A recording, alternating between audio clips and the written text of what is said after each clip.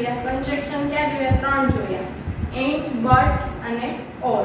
બરાબર. આજે આપણે જોવાનું છે WH ક્વેશ્ચન, જે આપણે બહુ ઉપયોગમાં આવે છે. ક્વેશ્ચન પૂછાય છે અને ઘણીવાર બનાવવાના પણ આવે છે. તો WH ક્વેશ્ચન ઘણા બધા છે, આપણે લિસ્ટ બનાવીએ તો who, what, where, when, why, which, whom, whose, how much, how many. આ બધા થઈ WH ક્વેશ્ચન. આમાં આપણે 1 બાય 1 જોતું જવાનું છે. એક એકનો આપણે ઉપયોગ, એની વાક્ય રચના, દરેક કાર્ડમાં એની વાક્ય રચના બદલે છે, તો એ વાક્ય રચના જોવાની છે. એનું ગુજરાતીમાં મીનિંગ શું થાય એ આપણે જોવાનું છે. પહેલાથી આપણે who થી ચાલુ કરીશું. who આપણને ખબર જ છે, who એટલે શું થાય? તો કે કોણ. કોણથી ક્વેશ્ચન પૂછીએ આપણે તો આપણને જવાબમાં શું આવે? કર્તા આવે. તો whoના જવાબમાં શું આવે? કર્તા. હવે આની વાક્ય રચના એક સાદા વર્તમાન કાળમાં અને સાદા ભૂતકાળમાં બેમાં જ બદલે છે, બાકી બધામાં એ જ રીતે રહે છે. તો પહેલા આપણે એ જોઈ લઈએ વાક્ય રચના.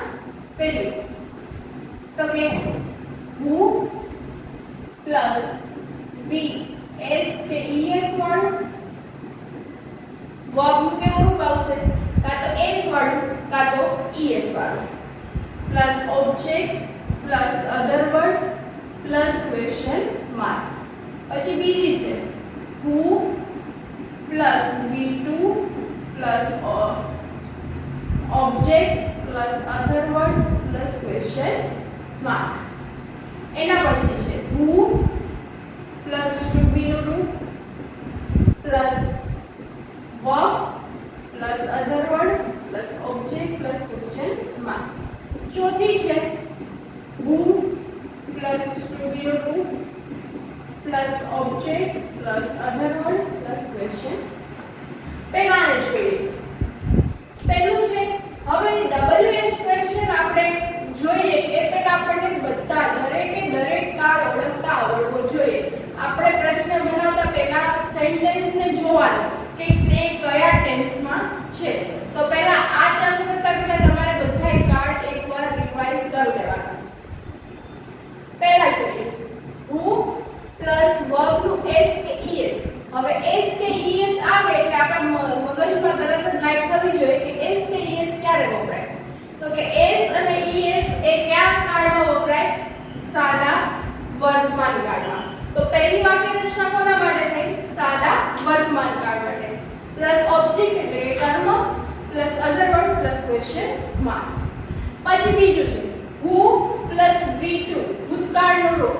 મેં કાળ ભણાવ્યા ત્યારે કીધું હતું કે v2 ભૂતકાળનું રૂપ બારે ટેન્સમાં એક જ કાળ એવો છે કે જેમાં વપરાય છે, જે છે સાદો ભૂતકાળ. તો આપણને આના પર ખબર પડે કે બીજી વાક્ય રચના કોના માટે છે? સાદા ભૂતકાળ માટે. Plus object plus other word plus question mark. પછી છે who પ્લસ to be નું રૂપ. to be ના રૂપમાં am is are was were ગમે તે આવે. એટલે આ મેં તમને આગળ કીધું ને, બે કાળમાં ખાલી ચેન્જ થાય છે, એક વર્તમાન કાળ સાદા અને સાદા ભૂતકાળ, અને બીજા બધામાં આ બે કામ લાગશે. Plus verb plus object plus other word. અને નીચેમાં શું કહે છે? તો કે આમાં વર્બ આપેલું નથી. જ્યારે આ સેન્ટેન્સમાં વર્બ ના આપેલું હોય ત્યારે આપણે આ ચોથી વાક્ય રચના ઉપયોગમાં લેવાની. આ આપણી 4 વાક્ય રચના તો થઈ ગઈ. હવે આપણને પ્રશ્ન એ થાય કે who નો ઉપયોગ આપણે શેના માટે કરીએ? તો કે વ્યક્તિનું નામ, ઇન શોર્ટ કર્તા જાણવા માટે આપણે કરીએ. who નો ઉપયોગ શેના માટે થાય? તો કે કર્તા જાણવા માટે, વ્યક્તિનું નામ જાણવા માટે. બરાબર. ફરી એક વાર જોઈ લઈએ. who એટલે કોણ? who નો સ્પેલિંગ છે WHO. who એટલે કોણ? સેન્ટેન્સમાં થી આપણે જ્યારે ક્વેશ્ચનમાં WH ક્વેશ્ચન બનાવીએ ત્યારે જ્યાં કર્તા હોય એના સ્થાને who મૂકી દેવાનું. બરાબર. who નો ઉપયોગ છે વ્યક્તિનું નામ જાણવા માટે, ઇન શોર્ટ આપણે કહીએ તો કર્તા જાણવા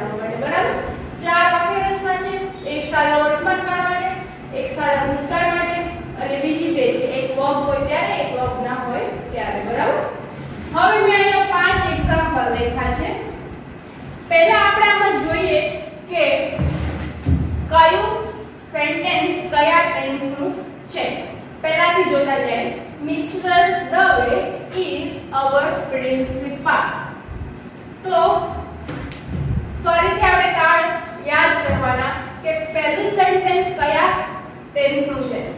તો પહેલું સેન્ટેન્સ કઈ સાદા વર્તમાન કાળનું. હવે પ્રશ્ન એ થાય કે એની સાથ છે તો એ મેડમે સાદા વર્તમાન કાળનું સેન્ટેન્સ લખ્યું એ કે. હવે એની સાથ હોય એટલે આપણે જનરલી શું બોલ કરીએ કે ચાલુ વર્તમાન કાળ જ હોય. પણ ચાલુ વર્તમાન કાળ માટે ખાલી એમ ઇઝ આર જ જરૂરી નથી પ્લસ વી આઈએનજી વગુ આઈએનજી વાળું પણ રૂપ જોઈએ ત્યારે શું થાય ચાલુ વર્તમાન કાળ.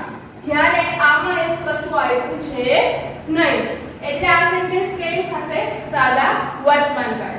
ફરી એકવાર ચાલુ વર્તમાન કાળ માટે એની સાથે શું જોઈએ વર્બ ક્રિયાપદનું આઈએનજી વાળું જે આ સેન્ટેન્સમાં છે નહીં એટલે એ સેન્ટેન્સ કેમાં થયું સાદા વર્તમાન કાળમાં.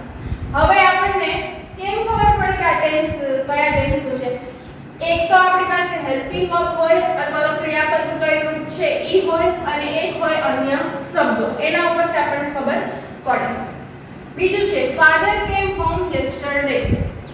પિતાજી કાલે ઘરે આવ્યા હતા. હવે આમાં પહેલું આપણી છે કેમ CAM ની ફોર્મનું શું થયું છે કેમ. ફોર્મ એ મૂળ રૂપ છે કેમ એ છે V2 આવે એટલે શું થાય સાદો ભૂતકાળ. હવે એના ઉપરથી ના ખબર પડે તો યસ્ટરડે છે. યસ્ટરડે શું બતાવે છે ભૂતકાળ. પછી છે દર્શન goes to school every day.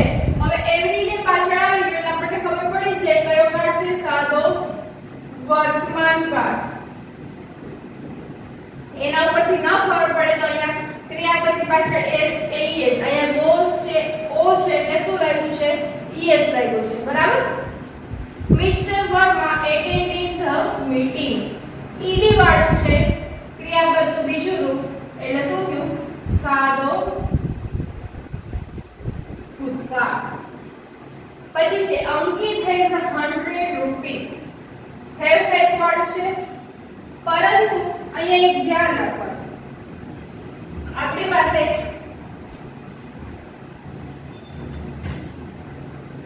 have આ બે ઓલામાં પણ વપરાય હેલ્પિંગ વર્બમાં અને વર્બ તરીકે પણ ક્યારેક આવે છે. હેઝ એટલે કે એની પાસે હોવું બરાબર.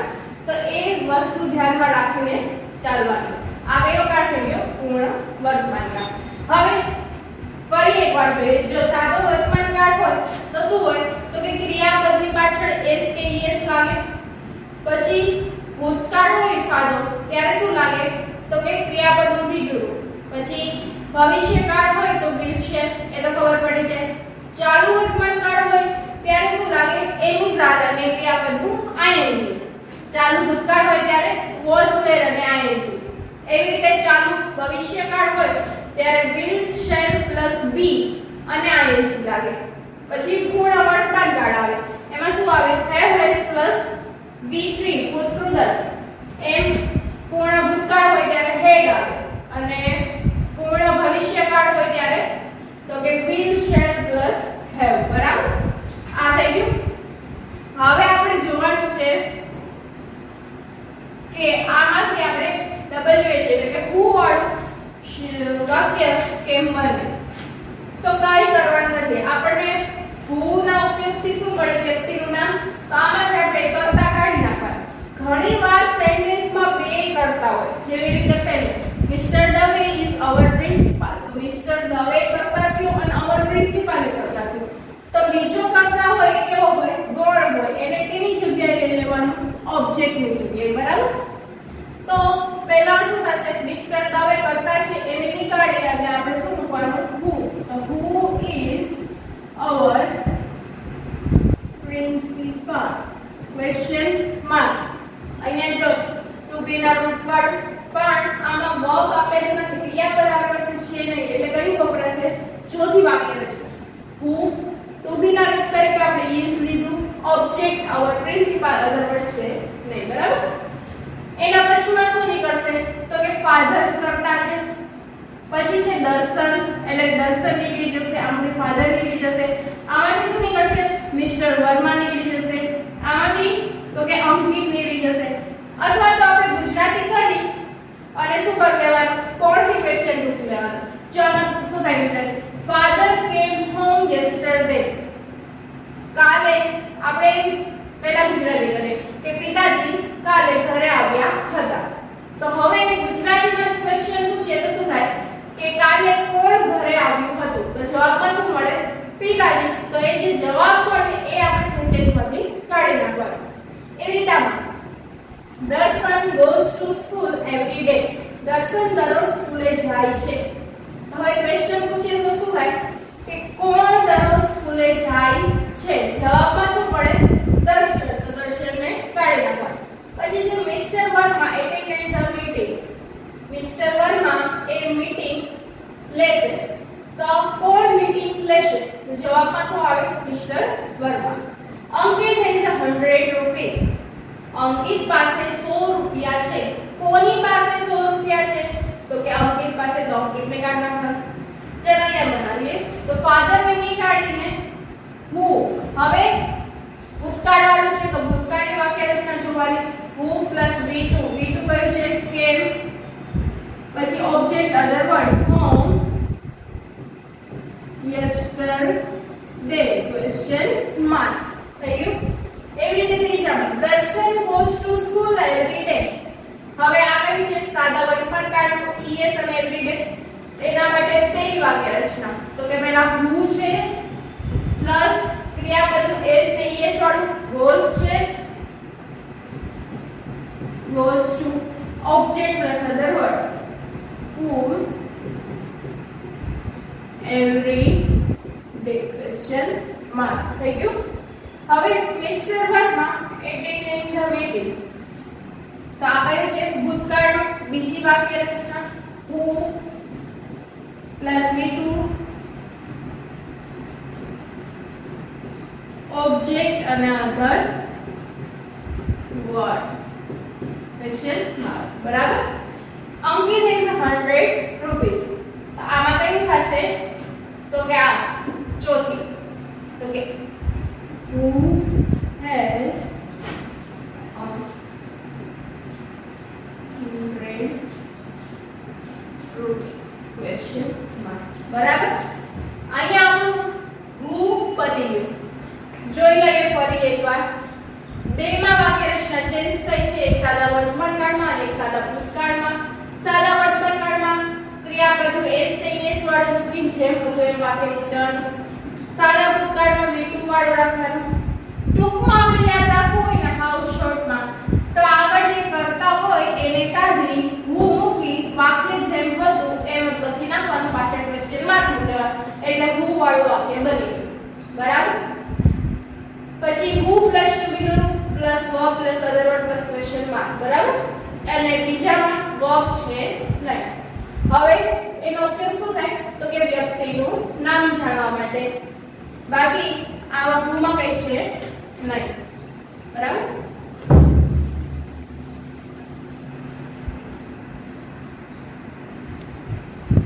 who પછી આપણે જોવાનું છે what, WHAT what એટલે એનું ગુજરાતી થાય શું, બરાબર. હવે what થી પ્રશ્ન પૂછીએ તો આપણને તેના તેના જવાબ મળે, અથવા તો what નો ઉપયોગ આપણે ક્યાં કરી શકીએ. તો પહેલું તો વ્યક્તિનું નામ જાણવા, બીજું થાય વસ્તુનું નામ જાણવા, ત્રીજું થાય વ્યક્તિનો વ્યવસાય, વ્યવસાય એટલે કે ધંધો એ બધું, બરાબર. પછી થાય વસ્તુની કિંમત જાણવા, વસ્તુની કિંમત એટલે કે કેટલા રૂપિયાની વસ્તુ છે એ માપની એ બધું જાણવા માટે, અને સમય જાણવા માટે, બરાબર. વોટ નો ઉપયોગ આ પાંચ વસ્તુ જાણવા માટે થાય. પહેલું છે વ્યક્તિનું નામ જાણવા માટે. આપણે પૂછતા હોય ને વોટ ઇઝ યોર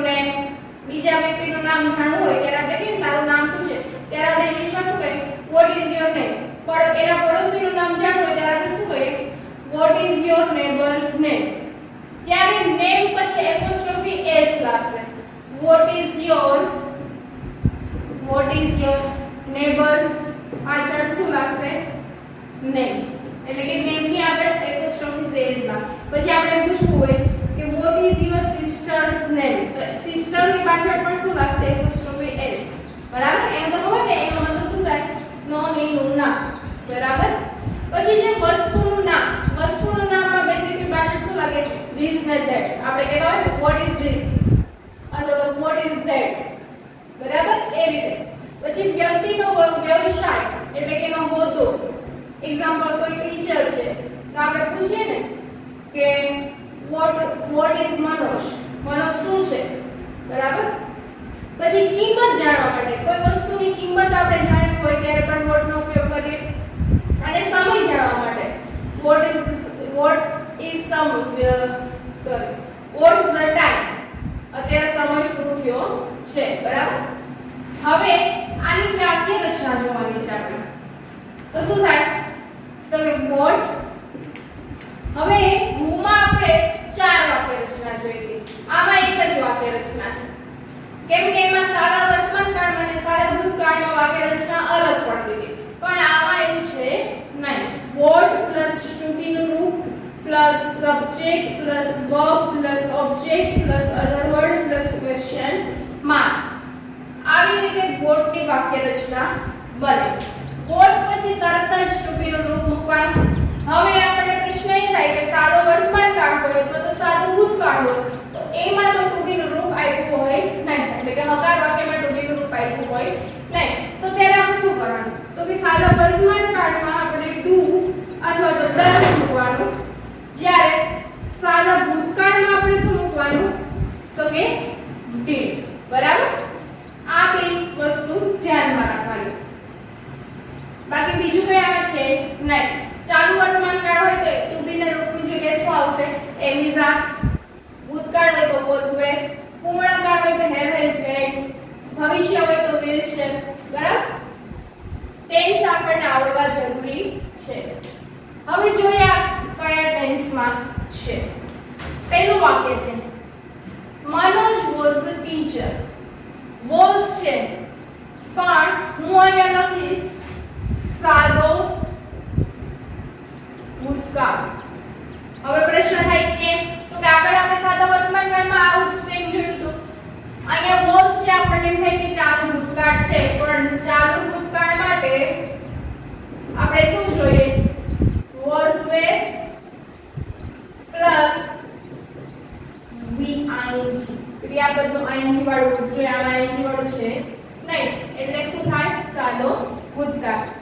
પછી છે નીતિ was watering a plant. Was છે ક્રિયાપદનું ing વાળું છે તો અહીંયા હું શું લખીશ? ચાલુ ભૂતકાળ. પછી છે the girls sang a song. V2 એટલે શું આવશે? સાદો ભૂતકાળ. The children play football. Children play મૂળ રૂપ છે. Children છે ત્રીજો પુરુષ બહુવચન છે. બહુવચન ત્રીજો પુરુષ હોય ત્યારે મૂળ રૂપ હોય ત્યારે શું આવે? સાદો વર્તમાન કાળ. પછી છે the little boy have a pen. અહીંયા have verb તરીકે લેવાનું. નાના છોકરા પાસે શું છે? પેન છે. તો આ શું થાય? સાદો વર્તમાન કાળ. પૂર્ણકાળ થાય નહીં કારણ કે આપણી પાસે V3 છે નહીં. બરાબર? હવે આપણને એમ થાય વોટ એટલે શું? વોટ થી પ્રશ્ન પૂછે તો વાક્યમાંથી શું ગાયબ થાય? તો કે આ બધું. વ્યક્તિનું નામ, વસ્તુનું નામ, વ્યક્તિનો વ્યવસાય, વસ્તુની કિંમત, સમય. બેઝિકલી કહીએ ઇન શોર્ટ તો કે ઓબ્જેક્ટ, કર્મ. વાક્યમાંથી શું જાય? કર્મ. હવે જોઈએ મનોજ વોઝ અ ટીચર. પહેલા એનું ગુજરાતી કરીએ. મનોજ શું છે? શિક્ષક છે. હવે એને પ્રશ્ન શુંથી પૂછે તો શું જાય? મનોજ શું છે? તો કે ટીચર. તો પહેલામાં શું બોલ્યું છે? ટીચર. પછી છે નીતિ વોઝ વોટ વૃક્ષોને પાણી આપે છે તો શું થાય? નીતિન કોને પાણી આપે છે? તો કે વૃક્ષોને. તો એમાંથી પ્લાન્ટ ઓબ્જેક્ટ હોય છે. પછી the girl sing the song. તો આપણે આમાં છોકરીઓ ગીતો ગાય છે તો આમાં એમ પ્રશ્ન પૂછી શકીએ કે છોકરીઓ શું ગાય છે? તો કે ગીતો. અ સોંગ છે એની કઈ છે કર્મ થયું. પછી છે ધ ચિલ્ડ્રન પ્લે ફૂટબોલ. બાળકો ફૂટબોલ રમી રહ્યા છે તો એમાંથી શું જશે? તો કે બાળકો શું રમી રહ્યા છે? જવાબમાં મળે ફૂટબોલ. તો ફૂટબોલ જતું રહે. પછી છે the little boy have a pen. નાના છોકરા પાસે પેન છે તો આપણે આમાં એમ પ્રશ્ન પૂછી શકીએ કે નાના છોકરા પાસે શું છે? તો કે અ પેન. એમાંથી એ હોય છે. પહેલું જોઈએ Manoj was the teacher. Manoj શું છે? શિક્ષક છે. હવે આપણે આ વાક્ય રચના પ્રમાણે જતા રહીએ. પહેલા શું મૂકવાનું છે? વોટ મૂકવાનું છે. ટુ બી ગ્રુપ તરીકે વોઝ રાખ્યું છે. પછી મૂકવાનું છે સબ્જેક્ટ. તો શું છે? મનોજ. પછી આપણે સેન્ટેન્સમાં કઈ છે નહીં તો આપણે શું મૂકી દેવાનું? Question mark. હવે જોઈએ Manoj was a teacher. Manoj શું છે? શિક્ષક છે. પ્રશ્ન એમ બન્યો વોટ વોઝ મનોજ. મનોજ શું છે? થઈ ગયું. આમાં બીજું હતું ટીચર. એવી રીતે આમાં Nitin was watering a plant. તો આપણા ઓબ્જેક્ટ શું થાય? Watering a plant. આખું પણ લઈ શકીએ અને અ પ્લાન્ટ લઈ શકીએ. એ હમણાં હું તમને કહું. The girl sing a song. તો આમાં શું છે? A song.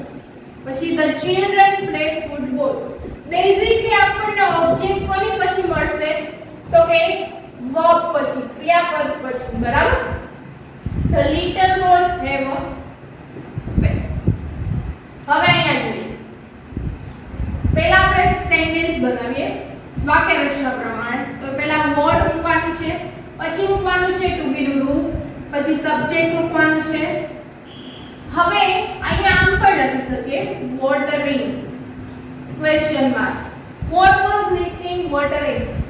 પણ એની બદલે આપણે સારું લાગે તો આમે કરી શકીએ કે વોટ વોઝ નીતિન ડુ. આ આખું આપણે કાઢી શકીએ કે નીતિન શું કરી રહ્યો છે. આ એકદમ બંધ બેસતું થઈ જાય. બરાબર? પછી છે ત્રીજું the girl sing a song. છોકરીઓ ગીતો ગાય છે. ફરીથી બનાવતા જાય પહેલા વોટ ટુ બી નું રૂપ. હવે અહીંયા જો સાદો વર્તમાન કાળ આપ્યો છે. આમાં આપણને ટુ બી નું રૂપ આપ્યું નથી પણ આપણને ખબર છે કે સાદો ભૂતકાળ હોય ત્યારે ટુ બી નું રૂપ કયું લાગે? તો કે ડીડ. What did. પછી આવે સબ્જેક્ટ ગર્લ સ્વેન. બરાબર? હવે પ્રશ્ન એમ થાય કે અહીંયા આપણે ક્રિયાપદની બદલે ટુ લખ્યું તો અહીંયા કેમ ન લખ્યું? તો કે સાદો ભૂતકાળ અને સાદો વર્તમાન કાળ હોય ત્યારે એની જરૂર છે નહીં. The children play football. સાદો વર્તમાન કાળ છે. પહેલા વોટ મૂકવાનું ટુ બી નું રૂપ તરીકે. ચિલ્ડ્રન બહુવચન સાદો વર્તમાન કાળ. Do. What do the children play? બરાબર? બાળકો શું રમી રહ્યા છે. પછી થાય the little boy have a pet. તો what. હવે આ કયા કાળનું છે? સાદા વર્તમાન કાળ. પણ આ the little boy એ શું થયું? એક નામ થયું એટલે કે ત્રીજો પુરુષ એક વચન. તો એની જોડે શું આવશે? does. What does. તો એના પછી આવશે કુબીના રૂપ પછી કરતા એટલે કે the little boy have question mark. What does the little boy have? નાના છોકરા પાસે શું છે? જોઈ લઈએ ફરી એકવાર. Manoj was the teacher. શુંથી પ્રશ્ન પૂછીએ તો આપણને આમાંથી ઓબ્જેક્ટ મળે. મનોજ શું છે? તો ટીચર.